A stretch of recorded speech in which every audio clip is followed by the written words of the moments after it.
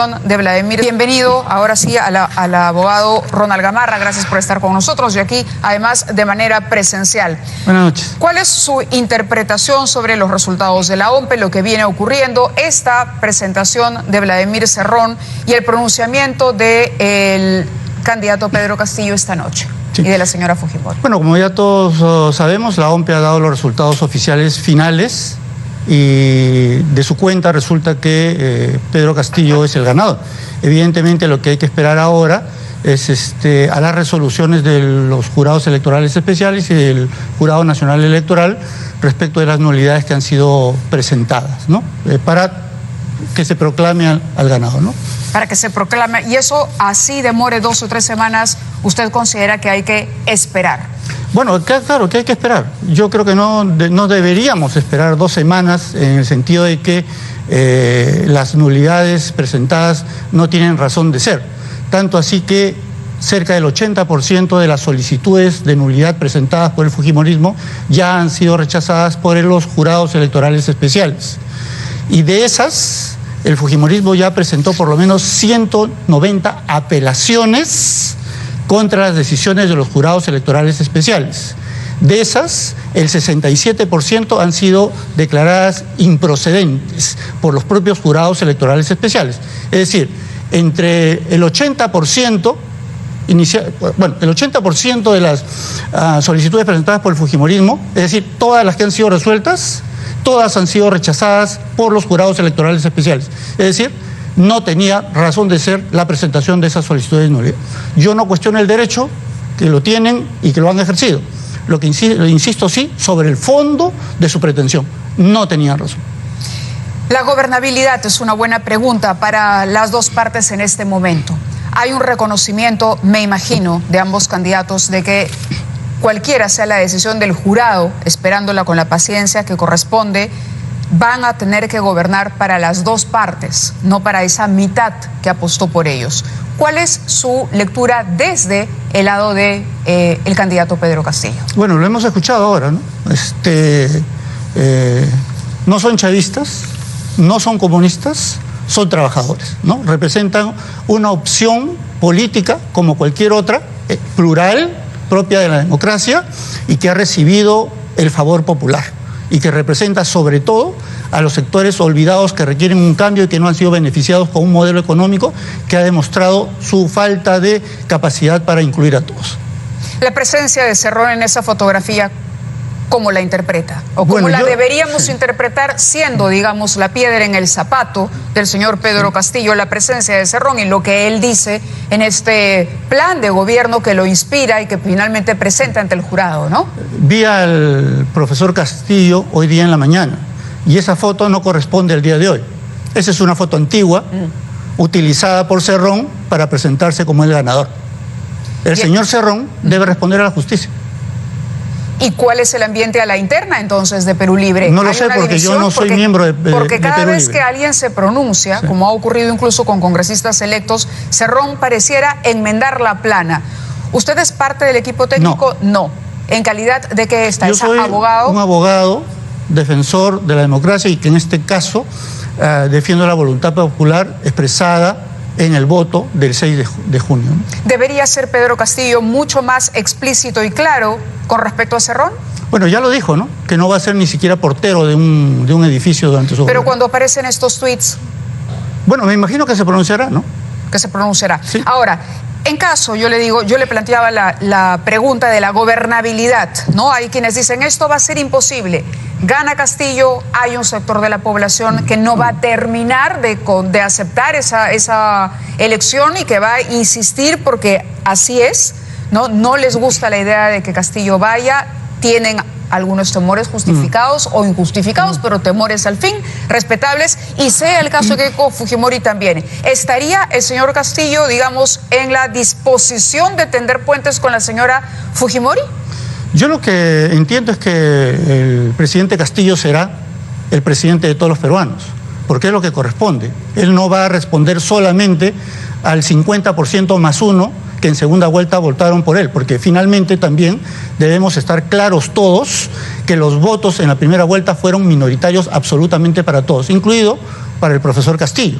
¿no es cierto? A eso me refería. Entonces, así es. cuando uno va a gobernar, tiene que gobernar para todos los peruanos y tiene que darse cuenta, primero, que no solo ha ganado con su ideario presentado digamos, en la primera etapa, ¿no es cierto?, sino que habrá un número mayor de peruanos que no votamos por él en la primera vuelta, ¿no es cierto?, le han dado el respaldo, ¿no es cierto?, pero además de eso, el presidente tiene que gobernar para todos, incluido para aquellos otros ciudadanos y ciudadanas del Perú que han votado por la contrincante, por la señora Keiko Fujimori.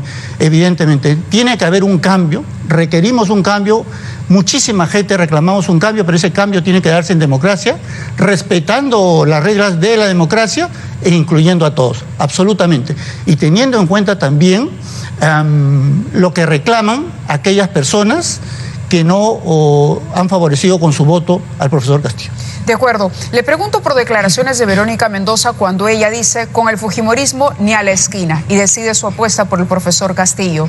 ¿No fue eso contribuir a esta división? ¿Debería el señor Castillo más bien tender puentes incluso a las fuerzas que están al otro lado, incluyendo, como le digo, a la señora Fujimori, quien de alguna manera en este momento personifica a esa otra mitad que no votó por Castillo?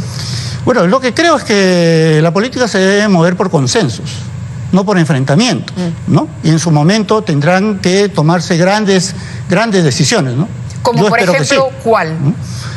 No se puede gobernar solamente con el ideario de la primera parte de este proceso electoral, pero tampoco solamente con lo que se ha dicho de manera general en esta segunda etapa del proceso. Pero ¿cómo materializamos ese consenso? Es decir, ¿cómo se materializa esto a ojo del ciudadano? Le planteo una hipótesis, entregando algún tipo permitiendo que la oposición participe del gabinete, por ejemplo.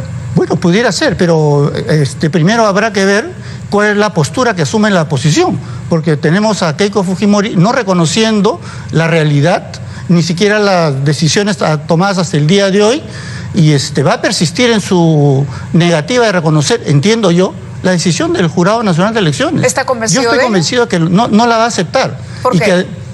Por la posición a pesar de que también lo está diciendo todos los días. Bueno, yo no le creo absolutamente a la señora Fujimori. Y para eso hay una serie larga de ejemplos de que se comprometió, que firmó, que suscribió, que gimió, que gritó, etc.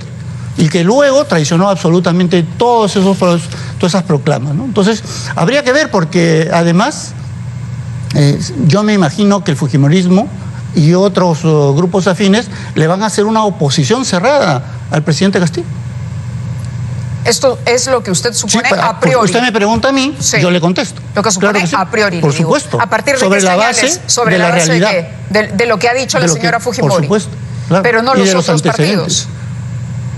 Porque la señora Fujimori tiene una bancada, pero no tiene todas las bancadas, ni tiene la fuerza suficiente en el Parlamento para poder hacer realidad. Pero hay grupos absolutamente autoritarios y cuasi fascistas que han llegado que han tenido una representación parlamentaria.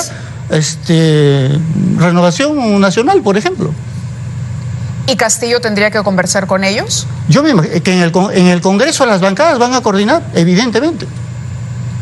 Porque no hay posibilidad de sacar leyes a favor del pueblo peruano si es que no se llegan a consensos al interior del Congreso, evidentemente. La independencia de poderes tendría que ser también respetada. Absolutamente. A mí me sorprende siempre que en el Perú estemos hablando de cosas absolutamente básicas. Independencia de poderes, pero por supuesto, esas son las reglas básicas para cualquier mandatario, para cualquier ciudadano. Absolutamente. ¿Y cree usted, ya pensando de manera más conciliadora, pensando en lo que se viene y poniendo sobre todo la agenda país por encima de la polarización, que esta propuesta para cambiar la Constitución a través de una asamblea constituyente no podría, digamos, dejarse por un momento de lado y empezar con reformas a través del Congreso y de posiciones de encuentro entre todas las fuerzas políticas? Esa es una alternativa. La otra es que se haga de manera paralela también, ¿no es cierto? ¿Cómo sería de forma paralela? O sea, en mi forma de ver, la mía personal, sí, ¿no es cierto? Yo creo que cualquier posibilidad de cambio constitucional pasa por el Congreso, evidentemente. Pero esa es mi perspectiva. Eso quiere decir esa que... es mi perspectiva. Yo no soy miembro del Partido Perú Libre. De acuerdo. ¿Y usted qué perspectiva tiene sobre esta idea de la Asamblea Constituyente que se conformaría en menos de un año, de acuerdo al propio Pedro Castillo? Si cuenta con el apoyo popular, bienvenida a la Asamblea Constituyente. Pero entonces ahí no respetaría el Congreso. ¿A quién se debe? Lo que usted ha dicho son siempre pasando por el Congreso. Siempre pasando por el Congreso. Cualquier alternativa pasando por el Congreso, pero es mi punto de vista como abogado. Claro, pero lo que nos está diciendo ahora, quería precisar su respuesta, nos dice por la voluntad popular, pero la voluntad popular no está expresada en las bancadas que se han elegido en el Congreso. Sí, claro, o sea, yo no veo forma alguna de que se pueda hacer un cambio si es que esto no pasa por el Congreso. De acuerdo. ¿Sería parte del gobierno eventualmente de confirmarse la victoria de usted? No. ¿De asumir un cargo si se lo proponen? Bueno, yo no soy ni siquiera invitado de Perú Libre, no formo parte del equipo técnico. Yo aquí estoy porque coincido en la defensa del voto popular y la defensa de la democracia. Hoy la Defensoría del Pueblo se ha pronunciado y ha dicho lo siguiente: la Defensoría del Pueblo ha rechazado en su oportunidad los actos de intimidación que vienen sufriendo el presidente del Jurado Nacional de Elecciones, el jefe de la Oficina Nacional de Procesos Electorales, ¿no? Hay un derecho a la protesta que debe ejercerse, pero no cabe. Esta es una peligrosa campaña de persecución desplegada en las redes sociales en contra de ciudadanos y ciudadanas. Escuchamos ahora al señor Pedro Castillo decir: el pueblo, exigimos a los jurados y que se pronuncien y que garanticen la voluntad popular. ¿No es esto azuzar y no más bien esperar con calma, con la seguridad? Sí. Si él tiene la seguridad de haber logrado el triunfo, no, lo correcto no sería decir, ok, pongamos paños fríos. Sí. Bueno, quienes han hecho intimidaciones a las autoridades electorales no son precisamente los de los partidarios del señor Castillo, sino el fujimorismo. ¿Quiénes han ido a la casa del jefe de la OMPE? ¿Quiénes han ido a la casa del presidente del Jurado Nacional de Elecciones? ¿Los seguidores de Castillo? No, los fujimoristas. Entonces, a ellos hay que reclamarles en primer lugar, pero evidentemente, en democracia, lo que corresponde es que los contenciosos se resuelvan por las vías regulares, democráticas, legítimamente establecidas. Por eso vivimos en democracia. De acuerdo. Le agradezco muchísimo que haya estado con nosotros. Muy amable por venir. Gracias. Buenas noches. Muy bien, continuamos en 2021 nosotros y vamos a conversar de inmediato.